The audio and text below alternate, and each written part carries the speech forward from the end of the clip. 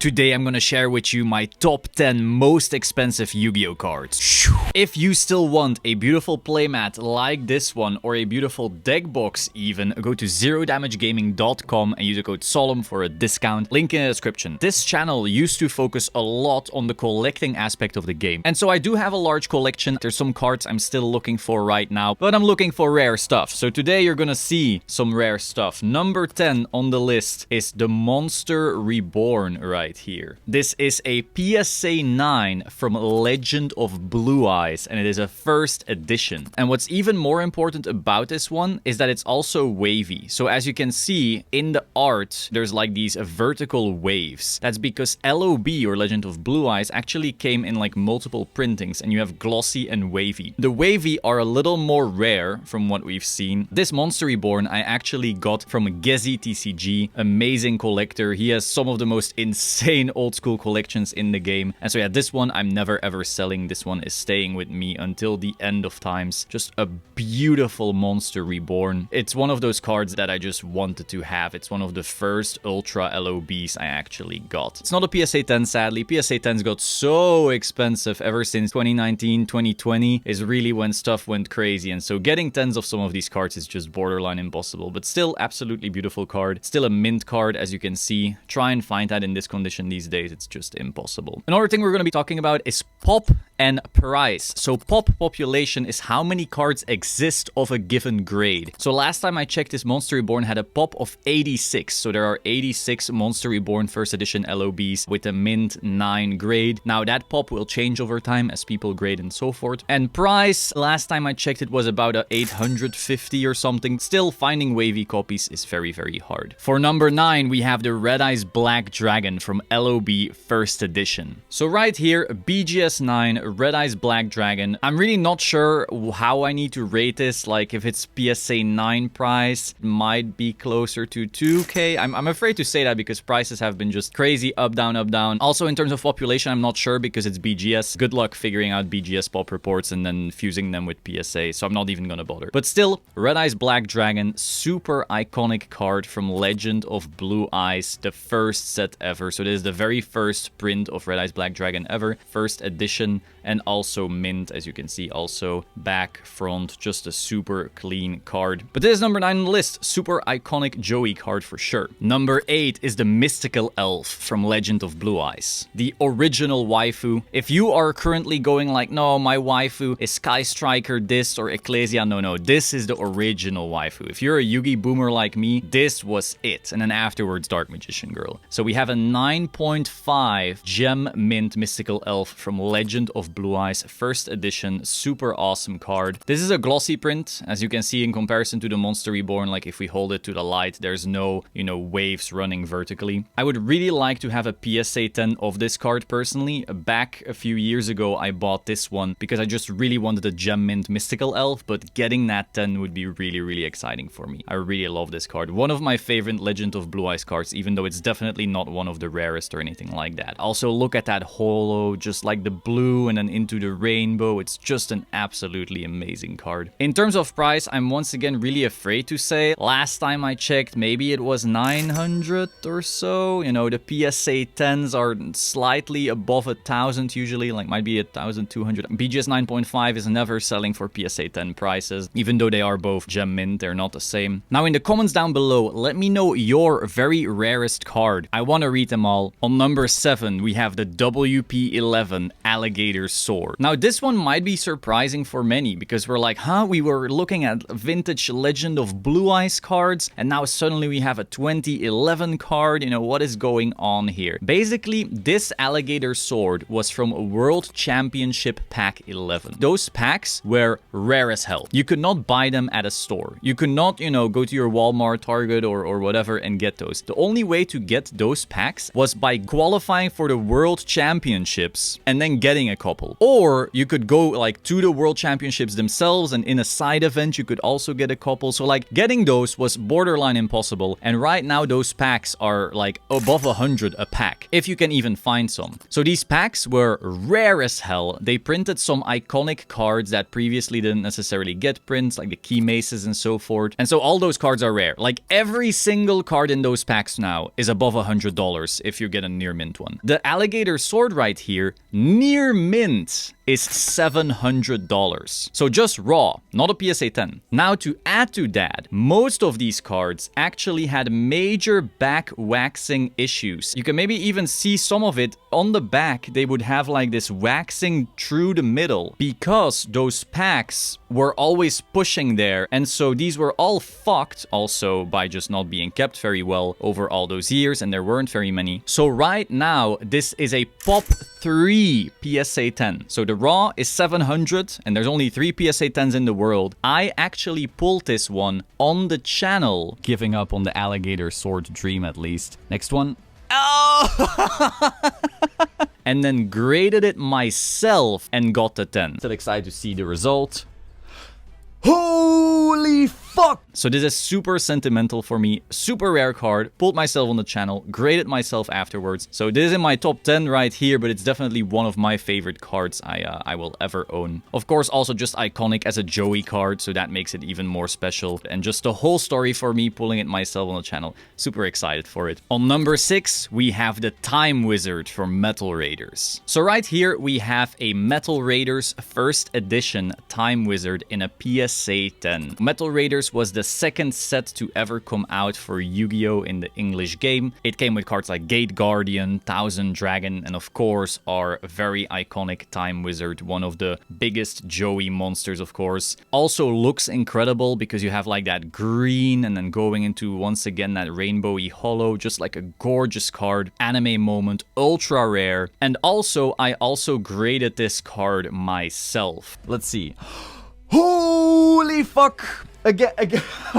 Now, at one point, I owned 2 of these, which is crazy. I had bought one because I really wanted one, and then I graded one myself, and it got the 10. Incredible card. Of course, also PSA 10, so extra hard to find. I want to say the price right now is like $1,800 for this card. And last time I checked, the pop was 125. So there's like 125 Time Wizards in PSA 10. But again, pop might have gone up a little bit since then. On number 5, we have the full Exodia set. So this one might be a little bit more weird because this is technically not one card. Exodia. We have the full set right here. Super excited for it. Now, as you can see, this is not a 10 set. It is Legend of Blue Eyes first edition, so the first set ever, the first print of this card. And they're all 9, so mint 9, mint 9, mint 9, mint 9, except for this one. So we got here a right leg of Exodia. This one is a 9 OC, so it got 9, and then basically they told me, oh, it's also shit centering. I didn't grade this myself. You know, they told me it was just a joke. I believe at one point I actually bought a leg from Ruxin, and it was a regular 9. And then I think USPS lost it. If I recall right, it was either this leg or the other leg. I don't really remember. And that's the only reason I don't have a pure 9 right now, because USPS lost Ruxin's package. Very, very sad. He did make things right, of course. You know, Ruxin's an awesome guy. But yeah, that's why it's not a full set yet, technically. One day, I hope to swap this, basically, trade with someone for a normal 9 and probably add some cash. Getting this in a 10 is borderline impossible. I know a couple people who did it. Good job to them, but I couldn't. I got the 9s instead. Value-wise, it's hard to say. Is it like 4,500? Somewhere up there. Of course, super iconic. This is like one of those things that most collectors, if they're into vintage cards, are gonna go after, just their Exodia set. And it mostly depends on how much money do you have. Do you have money for a full 10 Exodia set? Wow, okay. Good job, enjoy. Do you have money for a 9? Do you have money for 8, 7? Maybe you just want to go for raw. Maybe you want to go for unlim. From there, you kind of go to see. For me, I settled on the 9, which is still really cool. I'm super happy with them. But of course, you know, the biggest ballers in the collecting world, they got themselves that 10 set. I think Yu-Gi-Oh! Tube has one or had one. fun. Incredible to own, of course. Super happy with it. One of those things that most people are going to try and collect, no matter the grade or unlim or first ed, whatever they're looking for. There's going to be some Exodia in their collection at one point. And of course, having the Legend of Blue Eyes first edition, the very first, is just super exciting. Pop, I can't really say because they all have different pop. There's not that many people who actually own full sets though. So while the pop of a head might be like 120 or something, the pop of a full set will be much, much lower because plenty of people have like a head or an arm, but not many people have all of them. On number 4, we have the Injection Fairy Lily. Now you might be wondering, have you lost your mind? What the hell? Injection Fairy Lily. So Injection Fairy Lily first came out in Legacy of Darkness, and this set was known to have incredible centering issues. If you open a box right now of Legacy of Darkness first edition, all of those cards are practically falling off the border. What does this mean?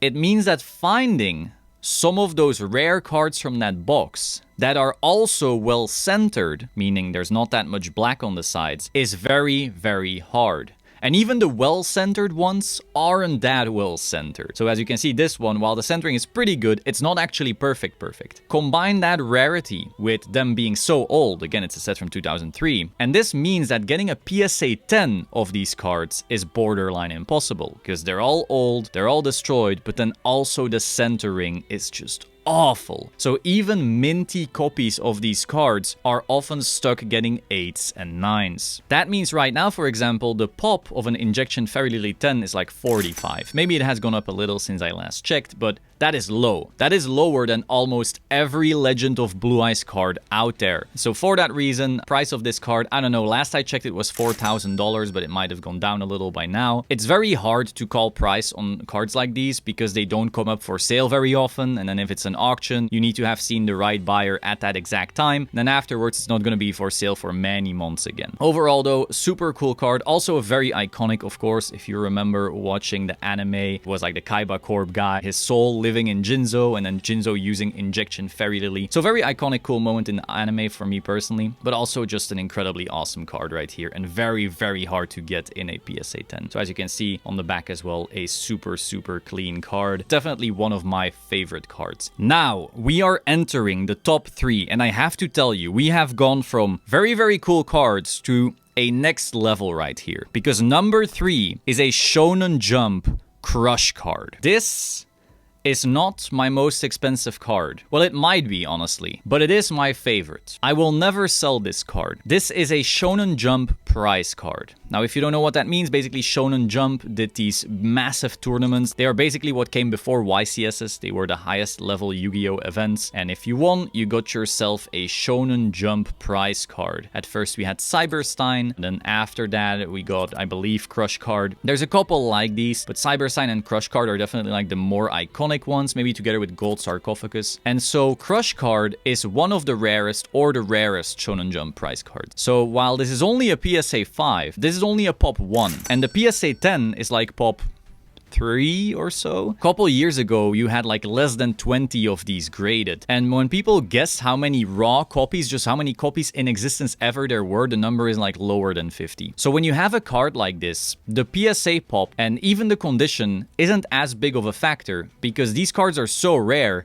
You're not finding them regardless, like no matter the condition. So I was very happy picking this up, even as a 5, because I'm like, holy shit, I'm holding one of the rarest English Yu-Gi-Oh cards ever. Add to that it was just incredibly iconic in the anime. Seeing Kaiba use this against both Pegasus and Yugi. I think against Pegasus it failed or something along those lines. But just, this is one of those cards you remember from the anime. You remember as a kid just how devastating it was. And then also in the game, it was just broken beyond belief. Anyone getting access to a Shonen Jump Crush card basically had an unfair advantage, and if you didn't have one, too bad, you weren't really competing. You were just a second tier duelist, let's say. Good luck getting it though, because even back then you were paying like thousands to get one. So Shonen Jump Crush card, so much history both from the anime, from the competitive aspect, incredibly rare. I don't care if it's a PSA 5. And then the best part of all of this is, if you look at this card, it's clean as hell, right?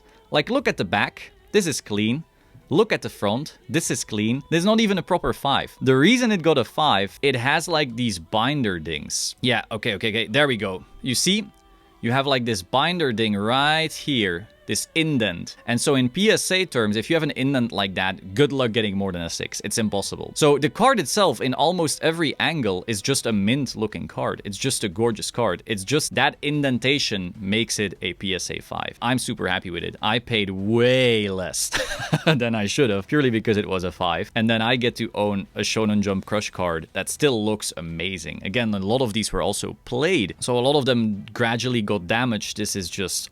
I can keep on going crazy over this card. This is definitely my favorite card. Pop is 1, of course, it's a 5, but even a 10 is like a Pop 3 or so. Actually, I was the middleman for a 10 selling, I believe, 2 years ago or so. That video is also up on the channel. This PSA 10 Shonen Jump Crush card right here. Absolute beauty. So I literally held one of the only PSA 10s in the world at one point. Very excited to have been part of that as well. Though I could not bear the stress of owning a card like that. That is literally a Lamborghini in a card. In terms of price, it's hard to say. Again, like there's only one and it's never going for sale. Price, I don't know, priceless. On number 2, we have a Shonen Jump Cyber Stein. So we were just talking about Shonen Jump price cards, and I do own the other iconic one right here, the Cyber Stein. This time, not a PSA 5, we actually have a PSA 9. Population was 15 last time I checked, and these are usually not going to go up by much. Sure, it'll go up a little, but there's not that many Shonen Jump price cards out there. Cyberstein is one of the more common ones because there was also a upper deck day where these were given out. It's a fair bit more common than the Crush card and the Gold Sark and so forth, but still very iconic card. Absolutely broken, of course, was part of some very broken strategies in Yu-Gi-Oh! And even now, we've seen it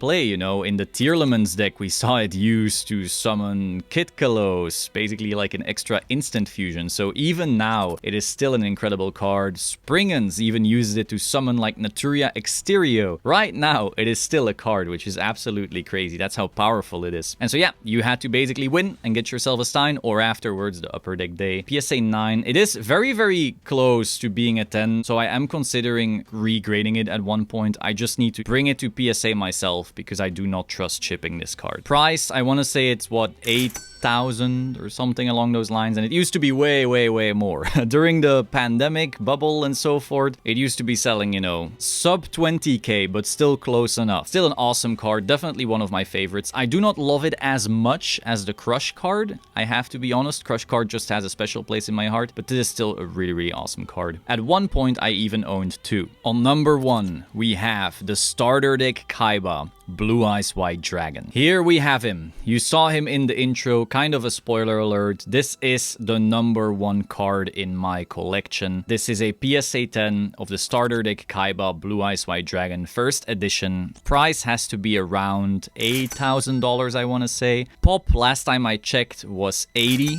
So 80 gem mint 10s of this card. Of course, as kids, we all owned some variation of this card, though usually it was unlimited. And that is a very, very, very big difference. Unlim, you will find a billion of these in the garbage bin, but in first ed, you will not find that many. On top of that, of course, it is one of the oldest cards in the game, so most of them got completely destroyed, and so by now, finding a gem mint 10 copy of this card is just extremely hard. Look at that holo foil, like, it's kind of like Mystical Elf, where it's a very, very strong flat blue, but then depending on how you hold it, you can see like the rainbow shade in that. Just a gorgeous card, the most iconic card in Yu-Gi-Oh! Also the most iconic art in Yu-Gi-Oh! Because everyone just knows this was the blue eyes that Grandpa was holding, this was the blue eyes that Kaiba was holding, this is the blue eyes that, you know, all the kids wanted, and so it's just extra special for me. I was also a Kaiba simp, I didn't give a shit about Yugi, fuck Dark Magician. Though of course I like Dark Magician now, it's still nostalgic, but Blue Eyes was just a whole new level. Definitely one of my favorite cards ever. So yes, I am a Yugi boomer. I can appreciate new cards as well, I like the new cards a lot, but this is just a whole other thing. So that was the video. I hope you found this very, very interesting. Be sure to like, comment, and subscribe. Let me know what your favorite card was on the list, and let me know your rarest card. If you still want a beautiful deck box, be sure to go to zerodamagegaming.com and use the code Solemn, or a beautiful playmat, also zerodamagegaming.com and use the code Solemn. I will see you soon. Ciao.